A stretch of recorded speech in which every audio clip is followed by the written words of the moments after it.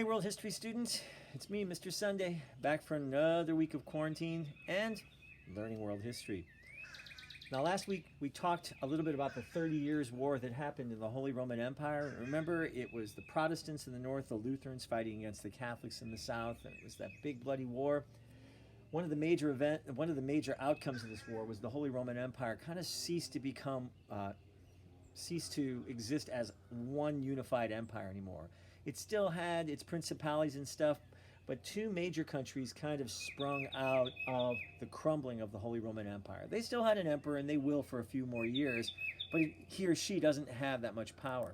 One country in the north called Prussia, remember, not Russia, but Prussia, this would be like modern-day Germany today. They came out as a real major powerhouse, and another country just south of it was called Austria, which still exists today. But Austria at this time spread out across the southern part of Europe, even held Hungary and a bunch of other kingdoms as part of its little kingdom too. Well, let's start with Prussia. There was one individual who really stands out as the king of Prussia. His name was Frederick I, or Friedrich if you wanted to speak it with a German accent. And they used the title Kaiser, which doesn't mean king, it means Caesar in German. The German word for king is König, but they liked Kaiser because, it sounded cooler. And Frederick will go down in history known as Frederick the Great. Also, now, you decide whether you think he's great or not. Let me tell you a little bit about Frederick's past. Frederick's father, after the 30 Years' War was completed, he didn't want Prussia to be a wimpy little country. So Frederick's dad, who was the king, or the Kaiser, built up his military. He spent over half his annual budget for the entire country building up the military. And it worked. His army of Prussia will become very feared throughout the entire continent because of their discipline. They are a full-time professional army. They train all the time, and they're very rigorous in their training. In fact, a lot of our training in the United States Army today will hearken all the way back to Prussia at this time. Why? Well, because during the American Revolution, there was a Prussian immigrant who came to the colonies. His name was Baron von Steuben. And Steuben was a real sympathetic towards America wanting its independence from Great Britain. So he volunteered his services to George Washington.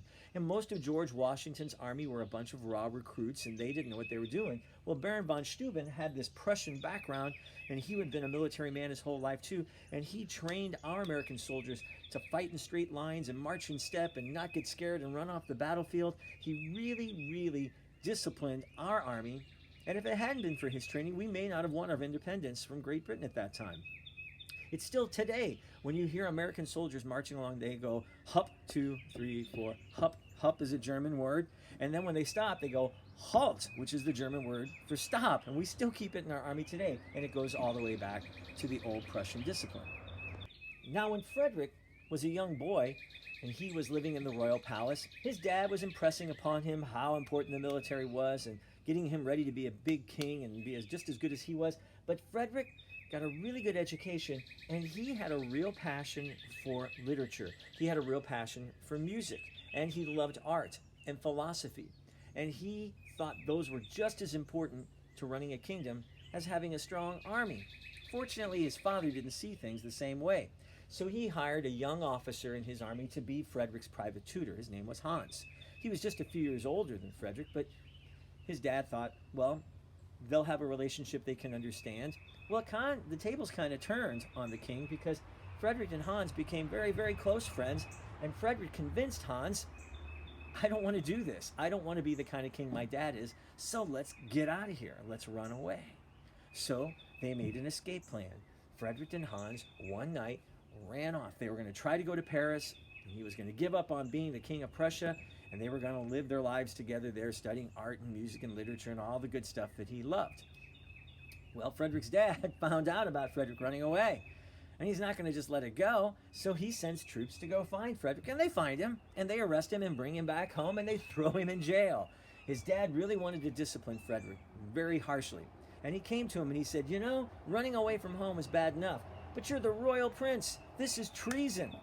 This is treason, and you're going to be punished just like a traitor would be punished. Well, he didn't execute his own son, but on one fateful morning, some guards came to Frederick's cell, And they came in and they grabbed him, and he's like, "What's the meaning of this?" And they take him to the window, and they force him to watch out the window as they bring his friend Hans out and execute him right before his eyes. They chop his head off. Well, Frederick, very embittered by this whole experience, when he grows up and takes the crown, he turns into a very enlightened monarch. He realizes the things that his dad did were important, but he was not going to give up the things that he loved too. And as Kaiser of Prussia, he decided, I'm going to promote the arts. I'm going to invite artists, and I'm going to invite writers, and I'm going to invite philosophers to come and live in my kingdom. And he built a big, beautiful palace for them to come visit. And he also wrote poetry himself. But he was also a very brilliant military leader in Europe at this time. And he was kind of one of the most feared kings at the time, but he was considered an enlightened king because unlike other kings of Europe this time, he also exercised religious tolerance too. He didn't say you have to be this religion, you have to be this religion. Prussia was kind of an open-minded place when it came to religion. I almost forgot. My favorite thing about Frederick was his last name. This was the name of his dynasty in Prussia, the Hohenzollern dynasty. It's a good thing we're not having written tests because this is a tough one to remember on a test. So, some good comes out of this. Now let's go to Austria. Austria had a queen that was running the country about the same time that Frederick was the king of Prussia. Her name was Queen Maria Theresa, and she came from the Habsburg dynasty, the family that had sat on the throne for quite a few years of the Holy Roman Empire. Her title actually was Holy Roman Empress, but she is known as the Queen of like Austria, the Queen of Bohemia, and the Queen of a bunch of other little principalities in Central Europe at that time.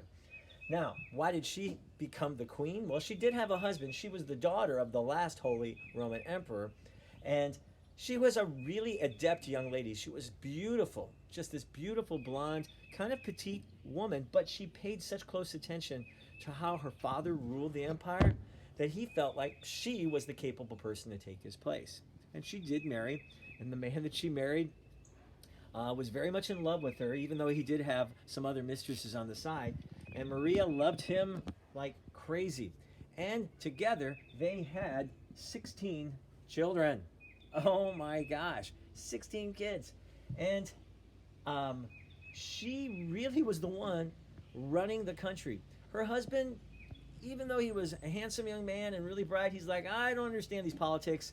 I'm just going to let you take care of anything. I'll promote anything you want to do, but I know you're the smarter of the two of us and you've been paying attention, so you can run the country. The most memorable offspring coming from Queen Maria Theresa was her youngest daughter, Marie Antoinette, another beautiful young lady. She will go on to get married to the King of France. Well, he's the Crown Prince of France, and she will become the Queen of France. And we'll tell a little bit more about her story later this week. It doesn't have a happy ending. Now, Maria Theresa's biggest rival was Frederick the Great of Prussia, just to the north of her. When they were younger, there was talk of them, maybe they could hook those two up and get married, but it never happened. Didn't matter. Frederick the Great was gay anyhow, and he never does take a wife. But Maria Theresa, she does take a husband, and of course we know what happens. But their territories are so controversial because right in between their territories are some lands that are rich in minerals like coal and iron ore and oil, and they both want this one place in between them. It's called Silesia, and they go to war over it. And this is known as the 7 Years' War in our history books. So we've got Austria on one side, and they are fighting up against Prussia on the other side. As this war continues, other European nations take sides. Austria gets France to come join them with the fight, and even Russia to come and join on the fight too. Prussia gets a brand new country. Well, it's actually an old country with a new name. It's called Great Britain. England, around the beginning of the 18th century, about 1701, they have Scotland with them, and they also have Ireland with them, and now they're just known as Great Britain. And so they come into the side with Prussia. And this war rages across Europe and more. In my opinion, this is the first worldwide conflict that takes place. Not because everybody in the world gets involved, but it is fought on 3 different continents. It's fought in Europe, it's fought in Asia, and it's also fought in North America. Why is it fought in North America, you're probably asking yourselves. Austria and Prussia have nothing to do with North America. But their allies do. France and Great Britain each have territory in North America. France owns a place called Canada, and Great Britain has the 13 colonies. And the wars fought there as well. Now, we hear about this war when we're in the 5th grade, but we don't call it the 7 Years' War in our history books. In our history books, it's known as the French and Indian War.